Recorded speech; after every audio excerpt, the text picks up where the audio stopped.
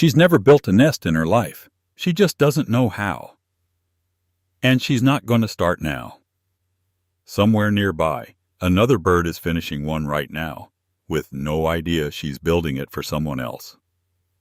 This owl won't ask permission, and she certainly won't get her talons dirty with construction. At some point, she'll simply move in. She was never given the instinct to build a nest. She got a different one instead, to take someone else's when the time comes. By every rule of nesting, this shouldn't work, but it does.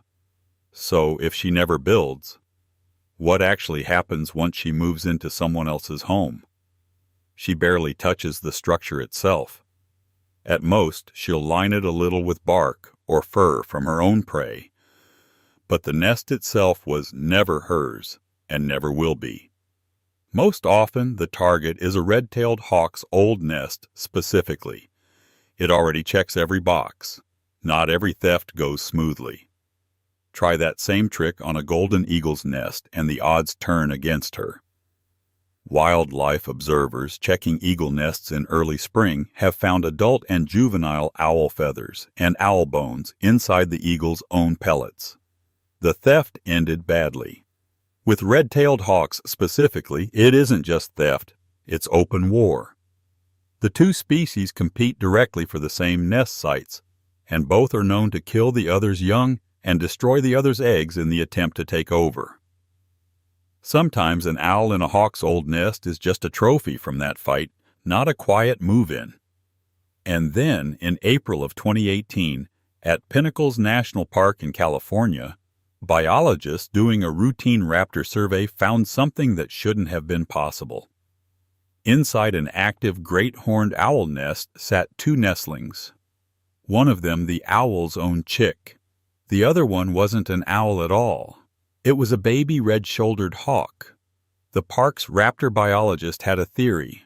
The adult owls had likely snatched the hawk chick from its own nest as prey, to feed their own young. And then, for reasons no one can fully explain, they simply didn't. They raised it instead. The two nestlings preened each other's feathers. They dozed side by side. The adult owl, who'd fled the nest when the biologists first arrived, came back and settled over both of them, like there had never been two different species in that nest at all. It lasted a few weeks. Then on May 11th, the tree came down in a storm. Neither nestling was ever found. By every rule of nesting, a family like that should never have existed at all. But for a few weeks in May, it did. Somewhere in this whole story there's supposed to be a courtship. But there barely is one. A male owl doesn't sing under the female's window for weeks. He doesn't build her anything to prove himself. What he does instead is simpler and more practical. He brings her food, repeatedly, for about 3 weeks before she lays a single egg. Researchers in eastern France once tracked this directly. 5 barn owl pairs, an automatic scale under the nest, a camera running the whole time. It turned out that around 18 days before egg laying, something shifts in the female. She leaves the nest less often, and her weight starts climbing. And the male's deliveries pick up in response, sometimes up to 10 trips a night, each one landing prey right at her feet. There's no ritual disguising what this is. It's an audition. If he can't keep the food coming now, while there's nothing at stake yet, there's no reason to believe he'll manage it later, with a nest full of chicks that can't fly, hunt, or wait. Great horned owls barely bother with anything softer than that. A bit of bowing, some mutual hooting, and a mouse handed over almost as an afterthought. And that's the whole thing. There's no romance here. There's a credit check conducted in real time, with a body count on the line if he fails it. But passing it once doesn't guarantee anything for later. People like to say owls mate for life. That's mostly true. In barred owls, more than 80% of pairs stay together year after year. But dig into why, and the loyalty starts looking less romantic. Lose the territory, and the pair often splits too, each one moving on to claim new ground, sometimes with a different partner entirely. It isn't quite him or her. It's closer to whichever one keeps the address. Lose a partner outright, and the survivor doesn't grieve quietly for long. Within days, it starts calling more, hooting through the night, advertising that the territory's still held and a new mate would be welcome. Sometimes that works within weeks. Sometimes it never works at all, and the bird spends the rest of its life alone, still defending territory it can no longer use for much. Meanwhile, somewhere just outside that same territory, there's very likely another adult owl living quietly nobody's ever counted properly. Researchers call them floaters, grown owls with no territory of their own, drifting through the edges of land already claimed. A study that radio-tagged 55 young great horned owls in the Yukon found these owls were simply waiting, sometimes for years if that's what it took. Once in a while, the whole system bends even further.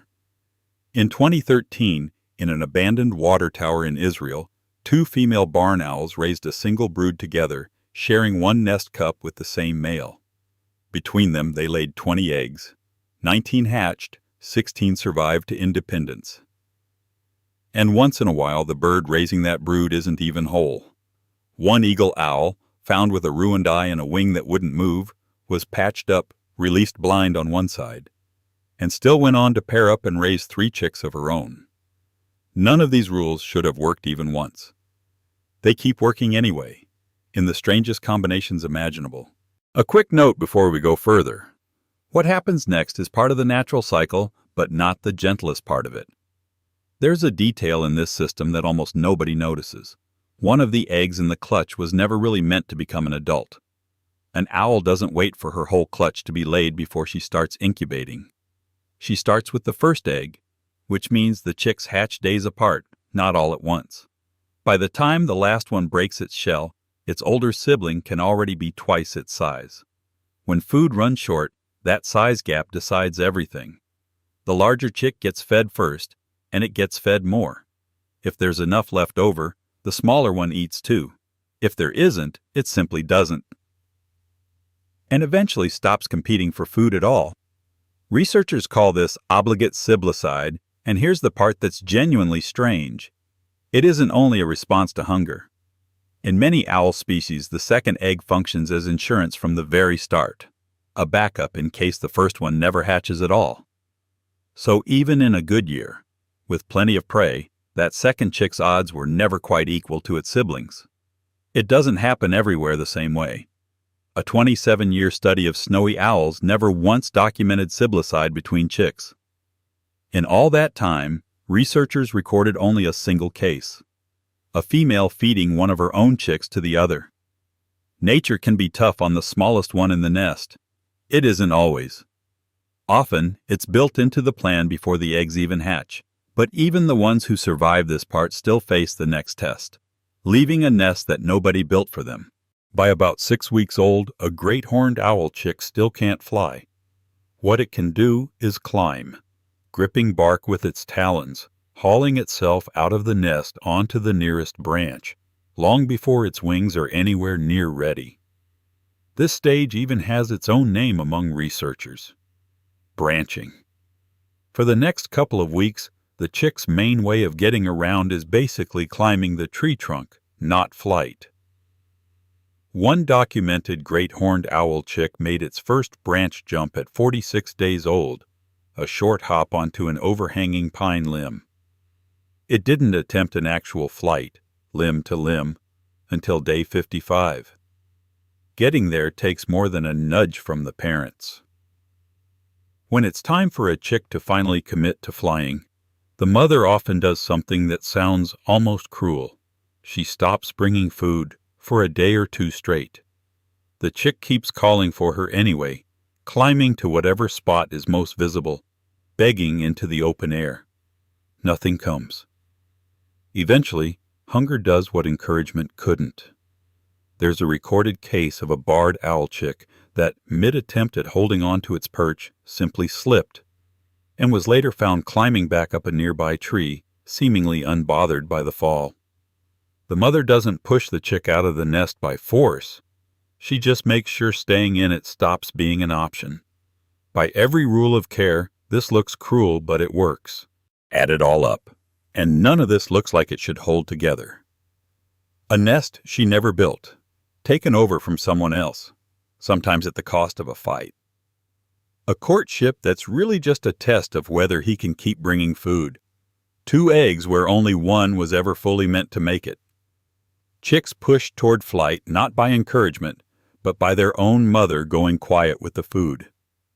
By any reasonable set of rules, a family built this way shouldn't survive a single season, let alone thousands of them. And yet, somewhere out there right now, a great horned owl is sitting in a hard-won hawk's nest, next to a chick that isn't biologically hers, listening to a mate who's already 3 weeks into proving he can provide. No one designed this, but it keeps working anyway, for the owl and because of her.